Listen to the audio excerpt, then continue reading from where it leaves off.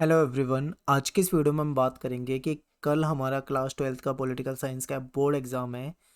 तो इसके एग्ज़ाम के लिए हमारे क्या इंपॉर्टेंट टिप्स हो सकती है, पेपर में ऐसी कौन सी गलतियां हैं, कॉमन मिस्टेक हैं जो स्टूडेंट कर देते हैं जो कि हमें एग्ज़ाम में नहीं करनी। देखिए, पेपर देने से पहले जो मैं आपको बातें बता रहा हूँ बिल्कुल दिमाग में बिठा लेना और ये गलतियाँ अपने पेपर में मत होने देना, ठीक है।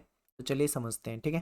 मेरा नाम सत्येंद्र प्रताप है। इंस्टाग्राम पे आप मुझे फॉलो कर सकते हो, एकलव्य स्टडी पॉइंट मेरा यूज़र नेम है और आप वहाँ पे मुझे मैसेज कर सकते हो। टेलीग्राम ग्रुप ज्वाइन कर लो। यहाँ पे मैंने अभी पीडीएफ डाल दी है। आप यहाँ से इंपॉर्टेंट क्वेश्चन और एमसीक्यू वगैरह की पीडीएफ डाल दिया पॉलिटिकल की, तो आप पढ़ सकते हो वहाँ पे। चलिए टिप्स पे बात करते हैं। सबसे पहले बात करते हैं टू द पॉइंट। देखिए, बहुत सारे बच्चे जो हैं पेपर में लिख देते हैं, 2 नंबर का क्वेश्चन पूछा होता है, उसमें इतना बड़ा आंसर लिख देंगे जो कि 4 नंबर के बराबर होगा, तो ये गलत है। ठीक है, बिल्कुल मतलब टू द पॉइंट आंसर लिखना है। ज़्यादा बड़ा आंसर लिखने की कोशिश मत करना। बहुत सारे बच्चे सोचते हैं कि ज़्यादा बड़ा लिखने से ज़्यादा नंबर मिल जाएंगे, ऐसा नहीं होता है। जो क्वेश्चन में पूछा हुआ है आपको उसी चीज़ का जवाब देना है, टू द पॉइंट देना है, ज़्यादा बढ़ा चढ़ा कर नहीं लिखना, ठीक है। ये बिल्कुल दिमाग में बिठा के रखना। कटिंग मत करना। पेपर में क्या होता है, पेपर में हम लिखते हैं, कुछ गलती हो जाती है तो हम उसको ऐसे ऐसे काट देते हैं, फिर वापस से हम उस वर्ड को लिखते हैं। फिर कहीं पे कई बार बच्चे तो ऐसे होते हैं, जैसे एक सीट है, एक सीट में ही तीन तीन चार चार जगह काट देते हैं, ऐसे ऐसे, यहाँ कटिंग यहाँ कटिंग। तो वो जो कटिंग है वो टीचर को दिखती है और वो भद्दी लगती है, उसे देख के ना मतलब अच्छा नहीं लगता। तो आपको क्या करना है, ये एक नेगेटिव इंप्रेशन पड़ता है चेक करने वाले पे। तो जो चेक करेगा आपका एग्जाम, जो भी टीचर चेक करेगा, वो कहीं ना कहीं आपके पेपर पे आपके मार्क्स कुछ ना कुछ तो नेगेटिव इफेक्ट पड़ेगा ना, मार्क्स यहाँ पे कटेंगे कटेंगे। तो आपको कटिंग बचानी है, कम से कम कटिंग करनी है। और कटिंग मान लो पेपर लिख रहे हो तुम और कोई वर्ड लिख रहे हो या कुछ गलती हो जाए तुमसे, तो उसको काटने की जगह उसको वैसे ही छोड़ दो। जैसा लिख दिया, गलत भी हो गया कोई बात नहीं, उसको छोड़ दो, आगे से लिखना शुरू कर दो सही। ऐसे में क्या है, जरूरी थोड़ी है कि टीचर की नज़र उस गलत चीज़ पे पड़ जाएगी।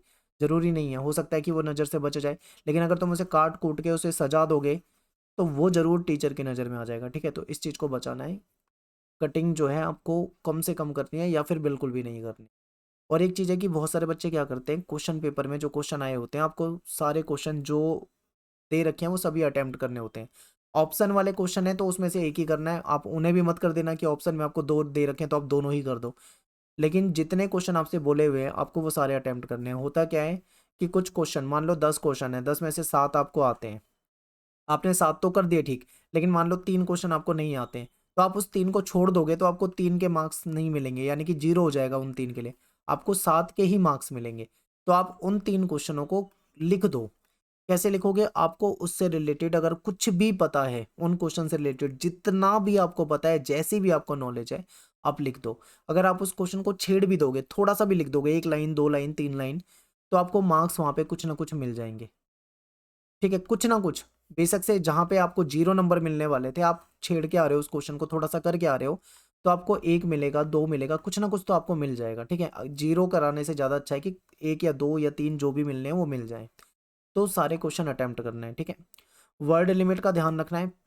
क्वेश्चन पेपर के सामने इंस्ट्रक्शन लिखा होता है पहले पेज पे, वहां पे देख लेना कि 2 नंबर का क्वेश्चन कितने वर्ड में लिखना है, 3 नंबर 4 नंबर का क्वेश्चन कितने वर्ड में लिखना है, 6 नंबर का क्वेश्चन कितने वर्ड में लिखना है। वर्ड लिमिट का ध्यान रखना।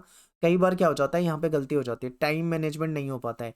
बच्चा क्या करता है, कुछ क्वेश्चन के आंसर बहुत बड़े लिख देता है। अगर वो किसी पर्टिकुलर 1 2 क्वेश्चनों में टाइम ज़्यादा दे रहा है, बड़े बड़े आंसर लिख रहा है, तो जाहिर सी बात है कि उसने दूसरे क्वेश्चन का टाइम यहाँ पे दे दिया है। जब वो पेपर करने जाएगा तो लास्ट में उसके कुछ ना कुछ क्वेश्चन जो है वो छूट जाएंगे। वो क्यों छूटेंगे, क्योंकि उसने यहाँ पे अपना टाइम जो था वो वेस्ट कर दिया है। तो आपको टाइम वेस्ट नहीं करना। वर्ड लिमिट में अगर आप पेपर करोगे तो आपका पेपर टाइम पे हो जाएगा और पूरा हो जाएगा। लेकिन अगर आपने वर्ड लिमिट से आगे बढ़ गए, आपने ज़्यादा अगर लिखने की कोशिश की, तो कोई ना कोई क्वेश्चन आपको छूटेगा, टाइम की वजह से आप नहीं कर पाओगे, ठीक है। आप देखो, सीबीएसई क्या है, टू द पॉइंट आपसे आंसर मांगती है, ज़्यादा बड़े लंबे आंसर नहीं मांगती। तो आपको अगर हेडिंग बन रही है क्वेश्चन की, जैसे 6 मार्क्स का क्वेश्चन है, ठीक है, तो आपको कम से कम 6 हेडिंग लिखनी होती है। हेडिंग लिखो और उसको एक्सप्लेन कर दो 2 3 4 लाइन में, जितना भी 2 3 लाइन में कर दो काफ़ी है। अगर मान लो पेपर में आपसे 6 हेडिंग नहीं बनी, तो आप उसको पॉइंट में भी लिख सकते हो, पॉइंट वाइज भी अपना आंसर दे सकते हो। कुछ क्वेश्चन ऐसे होते हैं जिनके आंसर बिल्कुल आराम से बन जाते हैं, ठीक है, हेडिंग बन जाती है, वहां पे तो आप हेडिंग लिखो।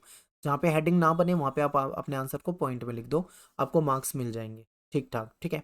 और आपका देखो, लिखने का तरीका थोड़ा सा यूनिक होना चाहिए, सभी से यूनिक वे होना चाहिए आपका लिखने का। होता क्या है कि सभी बच्चे वही एक ट्रेडिशनल तरीका है सबका लिखने का, उसी तरीके से लिखते जाते हैं, ठीक है, तो आपको वो गलतियां नहीं करनी, आपको कुछ बेहतर करना है, अच्छा करना है। प्रेजेंटेशन जो होगी आपकी अच्छी होगी, जैसे आपने एक क्वेश्चन करा, उसके बाद आप एक लाइन दो लाइन छोड़ दो, फिर आप अगला क्वेश्चन करो, फिर वो खत्म हो जाता है तो आप थोड़ा सा स्पेस दे दो। ये नहीं कि आपने लगातार लगातार लिखना शुरू कर दिया। क्वेश्चन की जो नंबरिंग है वो क्लियर लिखो, ताकि टीचर को समझ में आ जाए कि क्वेश्चन नंबर 1 का आंसर है, क्वेश्चन नंबर 2 का आंसर है, 3 का आंसर है, क्लियर लिखो। और जो किताबी लैंग्वेज होती है, ज़्यादातर आप रट के जाते हो, किताबी लैंग्वेज में लिखने की कोशिश मत करो, थोड़ा सा अपने शब्दों में लिखने की कोशिश करो। जब आप अपने शब्दों में लिखोगे, क्वेश्चन को अपने तरीके से एक्सप्लेन करोगे, आंसर को सही तरीके से लिखोगे, तो आपको उसके मार्क्स थोड़े अच्छे मिलेंगे, क्योंकि किताबी लैंग्वेज में तो सबको मिल ही जाता है।